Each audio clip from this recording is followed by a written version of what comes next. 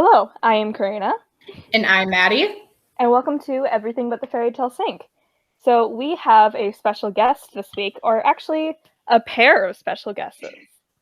Guests. Special human guest. Would you like to introduce yourself? Yes, hi, I'm Amanda, and this is my dog Lola. We're having puppy problems today, so you can't tell. So if I'm remembering correctly, Lola's about a year old by this point. She's 9 months. So you might be getting some flailing puppy shots. Yeah. And Lola actually is the perfect animal guest this week because, Karina, what are we talking about? This week, we are talking about werewolves. We did vampires. Of course, we have to do werewolves, even though that all stems from a 1943 slasher film. But yeah, how are you guys? I'm pretty good. But also, my roommate is out of town for the weekend, so I had a girls' night last night, and I watched both Mamma Mia movies, and I did my nails, and I did a face mask, and I just relaxed. It was fantastic. Nice. Amanda, how about you? I've been doing all right. School's been a little overwhelming lately, so yeah, I'm doing as good as I can with that. Yeah, I'm definitely going through the same thing with school right now. All right, so let's do our recommendations of the day. Maddie, do you want to go first? Sure. My recommendation is the TV show Schitt's Creek. It is. It's also spelled Schitt, not the other word. And it is about a family who is extremely rich, and then they lose all their money and move to a town, Schitt's Creek, and discover themselves and their values. And it's such a heartwarming show. It's adorable. Amanda, how about you? My recommendation is the game Tiny Fishing. It's on Cool Math Games. It's the best way to waste your time. You're basically just a fisherman who makes a buttload of money by catching fish, and nice. Yeah. Wow, that brings me back to middle school. Oh yeah. Yes. So my recommendation, I decided to go with a wolfy one, I guess. And this is for my Teen Wolf fans out there. The lead actor in that has a band, and it is called Five North. It's very, 2014 sounding, and I love it. Also, just a quick thing before we get into the episode. Amanda is one of our best friends. I've known her since kindergarten. Karina has known her since 6th grade, and she's also in college with us.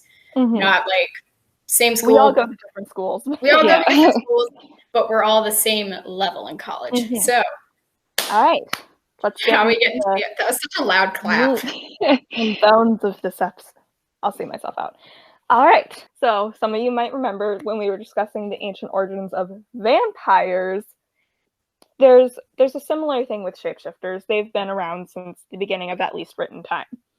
So for our Marvel fans out there, there's Loki, the Norse god of mischief, and an infamous trickster who can change into an assortment of different forms, famously a mare, and the mother of, I didn't put pronunciations, so Sleipnir, as well as other gods.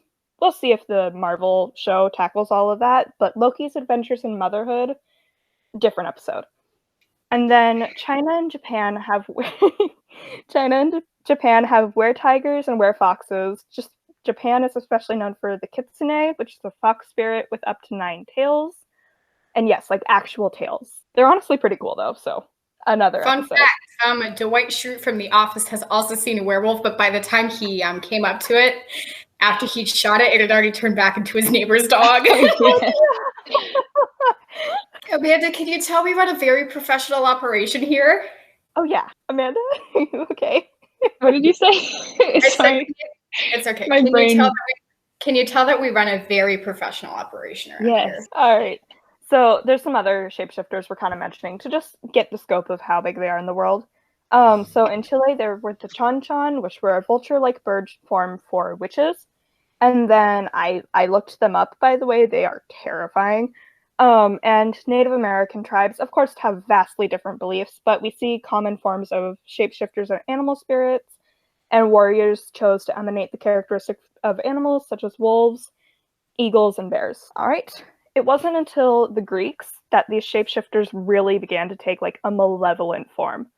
So we travel now to the kingdom of Arcadia, which was sometime before the Great Deluge, which, by the way, is a great flood. So this story has many versions, but we're looking at the most famous, which is by the Roman poet Ovid, and it comes from his book Metamorphosis. Zeus, who, king of the gods, I am for once going to try not to insult this dude because he's actually not a jerk in this story. I was going to say, is this when you were texting me, you're like, I want to roast him, but I can't? Yes. Okay. You'll see why. Zeus is actually not the jerk in this story. So Zeus wanted to go down and check in on the humans. Basically, he wasn't happy with them, and the humans were being dum-dums. Not that Zeus has much room to talk, but we don't have time to discuss that right now. So he disguised himself as a mortal peasant and went to check in on the humans to see if they were really as corrupt as they looked on Mount Olympus. Sometime later, he showed up in Arcadia and revealed his true nature as a god to the citizens. They fell to their knees and worshipped, but their king was unimpressed. This was Lycaon, and he was the father of 50 sons. Somebody was busy. Different wives. Okay, so did Zeus reveal himself in the Anastasia movie where it's like, hello, it's me, Anastasia, and it's like the drag queen? I would like to imagine that. It honestly he just throws off his cloak. He's like, hello. It didn't go into that much detail. Basically, it just said that he revealed himself, and I'm like, but why? But it was like, nah, he just revealed himself. And I'm like, okay. So, back to Lycaon. He openly scorned and mocked Zeus, which, is always a good idea. Very smart. And then he invited Zeus to dinner, and he wanted to play this prank on him of like, well, if he's really a god, he'll know what I'm doing. So he served him the flesh and meat of an unlucky prisoner to test if he was truly a god or just an imposter. How do we feel about that? I don't know how to respond. So, how about don't feed people to other people? I will say in some versions of the legend, it was actually Lycaon's sons who did this, while in others, his sons aided their father. So it's all convoluted, but we're going with the Metamorphosis version. So Zeus did not fall for it and was understandably furious. So he destroyed the palace and turned Lycaon into a wolf to reflect his internal bloodthirsty and barbaric nature. He also disposed of 49 of his sons, either by turning them into wolves as well, or by killing them, depending on the telling of the legend, leaving only one alive to rule the kingdom. This is considered by scholars to be the first real werewolf legend. Okay, A, metal, B, did he just decide he's like, you are the least terrible of everybody. Like, you're gonna be the king. As far as I can tell, that is basically what happened. Moral of the story, don't be a jerk, or you'll get turned into a wolf by Zeus. Yeah, don't mess with Zeus ever. And don't. Alright, so maybe it's because of the events in Arcadia, or maybe it's because of the fear of a beast like a wolf, but gradually the wolf became synonymous with villainy and darkness. So fairy tales like Little Red Riding Hood and Three Little Pigs took on their wolf as a villain after all, but we won't get into that too much. This is everything but the fairy tale sink. We see these fears come to a height in the 16th, 17th, and 18th century in Central Europe. However, unlike vampires, I keep almost saying werewolves, unlike vampires, a lot of these cases undeniably happened. So that's kind of terrifying, to be honest. Yeah, no, it gets weird. It's gonna get real weird, and I will give the warning, these are real things that happened, so they're not too upsetting, but they are real cases. Let's get funky. So some argue, I personally don't agree, but some argue that the most terrifying case was the one that happened in Bedburg, Germany during the mid-16th century. I couldn't find the exact year, but I'm sure it's out there somewhere. So at first it was the goats. In the dark of the night, a goat would be snatched away from its herd. The next morning, the farmer would sometimes find only a speckle of blood, though others were far less fortunate and found mutilated corpses. The murderer began taking human lives as well a few days later. Men and women would be found dismembered in the streets, while children went missing without a trace. This killer stalked the area for approximately 25 years, and there were few survivors when it would attack. However, there are some Lycaon heroes there are some unlikely heroes in this whole endeavor, like those who saved a group of kids one afternoon. These children were playing in the field when a massive, fearsome beast attacked them.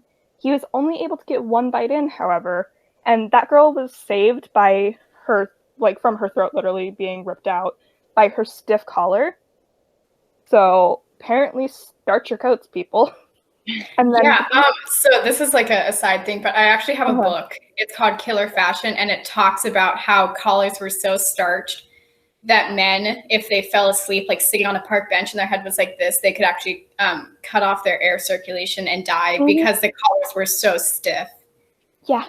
No, it's insane, but this little girl was luckily saved by it. But yeah, so... Start your collars. Oh gosh, I lost my spot.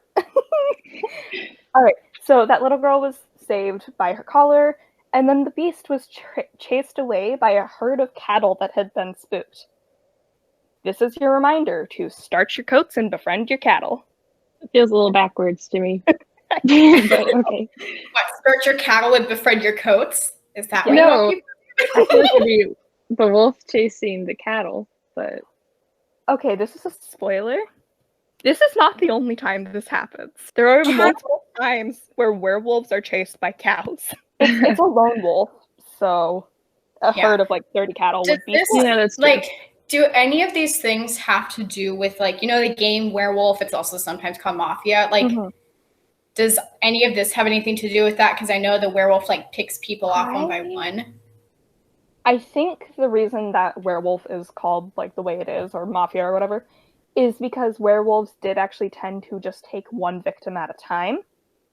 So, like, even though it would attack, like, a group of kids or something, usually there would only be, like, one fatality. Okay, but now we get to the interesting stuff. In the autumn of 1589, which this is 25 years after this creature, I almost said character, has been stalking the area. So the beast was finally cornered by hunters, and to their shock and horror, a magical belt fell to the ground from the beast, revealing him to be a local man they knew well. He was arrested and interrogated, which of course means tortured, and confessed to being a werewolf and a servant of the devil. He admitted to the murder and cannibalism of 16 people. Apparently he called them dainty morsels, and was put to death on Halloween of that year. I would love... Well, never mind.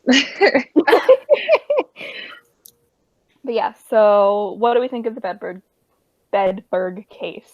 You know, I think that, like, it's werewolves sound like actual wolves, like when they're hunting and they are chasing and they pick out the weakest of the group and then they chase that one down. It's kind of, that sounds like what werewolf attacks are like. Like they pick out the weakest child. You know, that little asthmatic kid.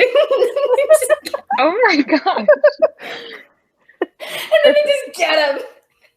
I was that little asthmatic kid. I'm allowed to laugh at that. Oh my goodness. All right. Does it say anything more about the belt? Like, what is the belt? So yeah, it was just a magical girdle. Like, you know those big, like, you know those big UFC wrestling belts? Yep. What are those? That. But yeah, no, he apparently got it from Satan, and he just put it on in the morning, and then he'd go out hunting, and he'd go kill a child. Can you imagine meeting Satan, and Satan's like, I have a gift for you. A belt. Yeah. Sir, what do I do with it? You wear it. Wear it. Do you not know what a belt is? Those saggy pants of yours. Keep them up. All right. This is when it gets even weirder, just letting you know. Let's go. So, and this is why I also don't think the Bedburg case was the best case of all time. Just saying. All right. So, meanwhile, in 1598, the devil seemed to strike again, this time in the Jura region of France.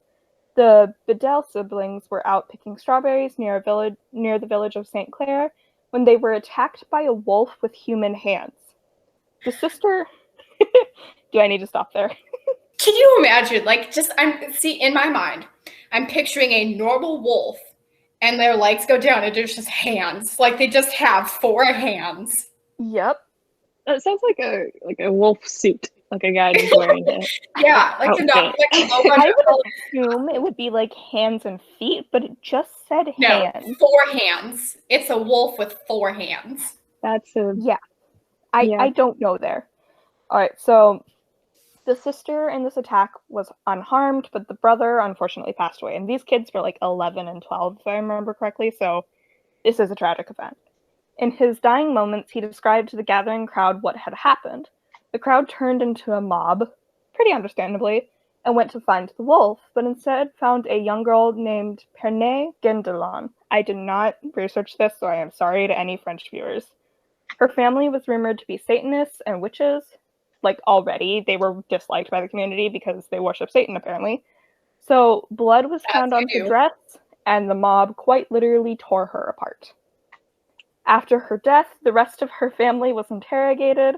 Her brother Pierre and her sister Antoinette were accused of dark magic, being creatures of darkness and attending Sabbaths. This girl is like 11. Yeah. Yeah. So if I'm remembering correctly from the reports I saw, which there are not a lot out there, but this was in a book I found, Pernay or Pernette was like 13. Pierre was like 20 because he had a kid by this point.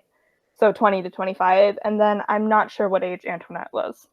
They're still children. Like, oh boy. Yeah. But no, Antoinette, additionally, because, you know, she's a woman and women are scary, she was additionally accused of creating hailstorms and having sex with demons. Well, there's an accusation. Fun fact for you.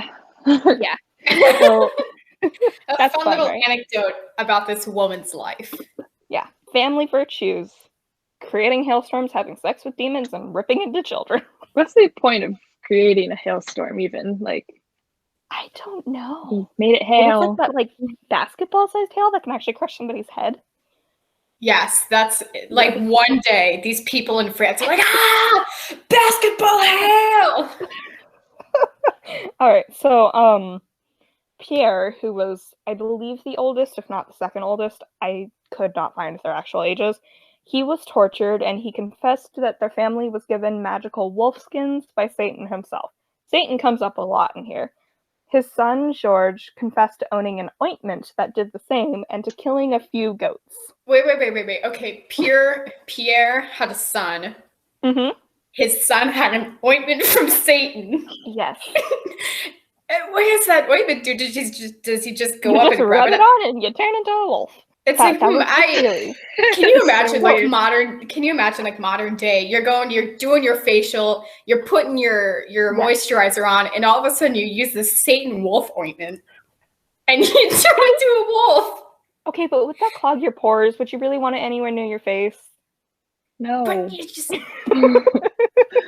Okay, but we are going to see that this case was probably the least likely to have happened, because all were sentenced by Judge Henry Boywoet, B-O-G-U-E-T, who was infamously known to believe the forces of evil were causing harm. So this judge claimed that when he visited the family in prison, they walked around on all fours and were too scratched up to be recognizable. All 3 went to their deaths at the stakes. However, I am going to point out that ointment theory only happened after the trial started. So I'm going to just say that this is an unfortunate case of a family who was minding their own business, being the social outcast, being blamed for everything. So there was a case that was perhaps more terrifying and bloody than the aforementioned werewolves. However, this case is still unsolved. But to find out what happened at the town of Gevaudan all those years ago, you'll have to tune in next week. But now we move on. So blaming the devil for werewolves was pretty common in those days, and actually blaming the devil for any sort of evil was pretty common. So this is something I didn't know about until I researched this. The French werewolf epidemic between 1520 and 1630 was a cousin to the more famous witch trials. 30,000 people were executed for the crime of being a werewolf during this time, along with many a very real wolf that was very likely just minding its own business. This is by far the highest number of werewolves we have seen in historical accounts, but it isn't the last by any means. How have I never heard of 30,000 people being executed as werewolves? because the witch trials are more well-known in American versus this being a French thing and we're and not French? Only in France. I should just text Prune about this, be like, hey, do you know about the werewolves? For reference, Prune is Maddie's former host sister who lives in France. Yes. So, shout out to Prune. But as I mentioned, one more thing. This was at the same time as those people who danced until they died. Yes! I love the dancing plague so much. Learned that from what history. was going on in France? Oh my god, I love the dancing plague. Like, these poor people, they're just like, you know, at the end of what Barbie, the 12 Dancing Princesses, when Rowena is cursed to just dance until she drops. That was such a good movie. In France? That's my question, and that will forever be unsolved because nobody knows. France, you got some splaining to do. Was something funky going on in your pastries? There's just something in their water, in their croissants. Now we're going to move on to another very kooky country, America. In the late 1980s and early 1990s, there was a potential monster around Elkhorn, Wisconsin, which Maddie, I think you know this case. Okay. So we're talking about like ye olden days, the 16th century. We've got like the 1700s going on. And all of a sudden we're in 1990. We have cars, we have phones, we have weak internet, and we have, we're evolved beings from where we were in the 16th century. And we're still going on werewolf trials. Oh, this isn't a trial, don't worry. This is just a sighting. However, there were sightings in between that and stuff. But, we don't have enough time for that. So, Elkhorn, Wisconsin is our setting. While originally believed to be just an urban legend, eyewitness accounts began pouring in of a creature that was at least 6 feet tall, with pointed ears, animalistic eyes, and hairy, clawed hands. Some even reported that it would stand and grin at them, though usually it would just be seen carrying hunks of raw meat or pawing at roadkill. So, 3 children were out sledding at night, and they were chased by the creature, and reported that it had the head of a wolf, the neck of a human, and the body of a dog. The creature was given the name Beast of Bray Road, and luckily there were no fatalities. Again, it sounds like a wolf suit. It does. This time the wolf suit doesn't fit quite right because the neck is still out. Yeah, but also, can you just imagine if you're driving at night and then you just look over and this massive humanoid wolf is just pawing at this little dead rabbit? That's when I turn my car off the road and hit the beast.